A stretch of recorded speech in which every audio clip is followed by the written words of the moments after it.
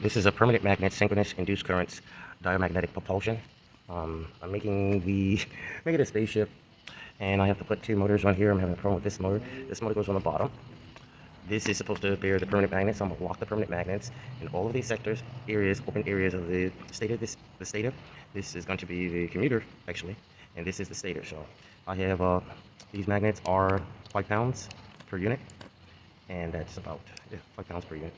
It's 4.6 kilograms, and it's going to be powered by a motor. The faceplate of the motor is there, but at the side, the magnetic suspension coil is local to there, so the magnets flow into the vector, and I'm going to melt thermal solder to weld it to the frame so it does not escape, and the coil is going to go alongside the base right here on this side. So how this resembles it is an alien spaceship is one proportion will have to be here, so this must be manipulated also on the back on the other side. So this must go here to shelter to protect the rotary, the horn, from touching against the surface. It has to be positioned correctly. I have to mount it on at the right position to enable the freedom of the rotor to turn. So what happens is the repulsive force enables the electromagnet to suspend the permanent magnets away from the magnetic field. And as long as it rotates, creates a force, downward force. And the downward force will cause repulsive force away from the inertial force. So it tries to escape, but the coils are lighter than the permanent magnets. So therefore, the motion of the movement, when this is turned upside down, is upward, which will lift the magnets, the coils, into the air. Now, this part of the segment where it's supposed to be doubled again and repeated of this side on this side.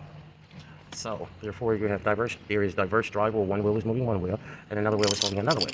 Now, when I do put these wheels on, I will be adding the sensors right here. It's along the side. I'm going to detect the rotation of that. So I just glued so I can protect the wires to the frame so I can have them up. So when I phase them with the winding cord, I'm also going to put it around the base, around the side segment, where the lights are going to be fixed on the outside like this. I'm going to try to have it fixed. I'm going to turn it around to have it fixed on the inside. So like that, sensors. So they detect the rotation while it rotates.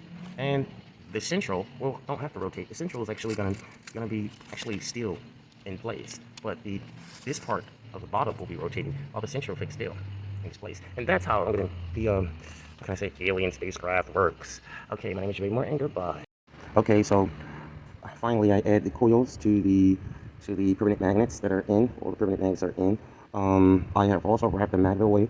I have looped each coil and then had it turn like a tornado to each one, and turn like a tornado to each one, to each one, to each one, to each one, with two phase points, or two phase points, or one phase branch first, rectified.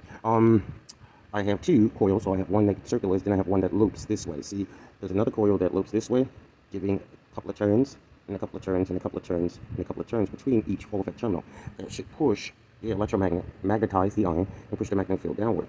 While the magnetic suspension coils are localized at the bottom and pushed against the permanent magnetic field. While rotating, it will synchronize the coils at the bottom, and the coils will synchronize these coils at the top. So the repulsive force against the weight of gravity, because of rotation and gyroscopic precession, and because of rotation, the gas will move in a vector of a vortex. And the synchronous repulsive force, the more it turns in rotation, the more current is added. Now, I'm going to bypass each one of these terminals by a capacitor.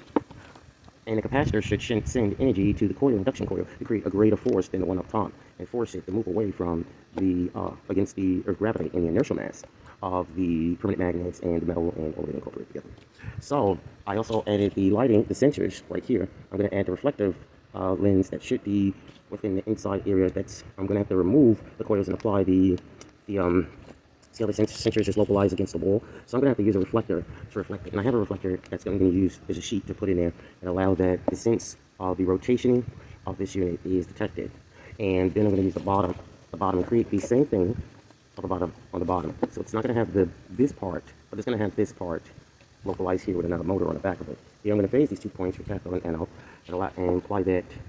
Phase those 2 points and leave the phase wires out. And then I'm going to mount the next motor by screwing a screw into the area, a two-way screw, and just try to set the screw end down as far as possible. Probably going to heat it and allow it to to stick with a two-way screw. So I have to bolt it in both ways and tighten it from the side and crank it to close. To close, just hold it as far as I can. Then I'm going to do the same thing with the reflective mirror on this side, and I'm going to make another cage for this. And apply it on this side, another cage for this. If I have one, I'm going to apply that here. So these two will be going diverse drive in different directions. And the speed, the force, velocity should cause it to lift and synchronize the induction and create a voltage. So this is similar to like the Magville way, the solenoid Hall effect sense. So, and the magnetic suspension right there, which is the eddy currents, and that should enable the iron to lift into the ear, to push it into the ear, while at the same time carrying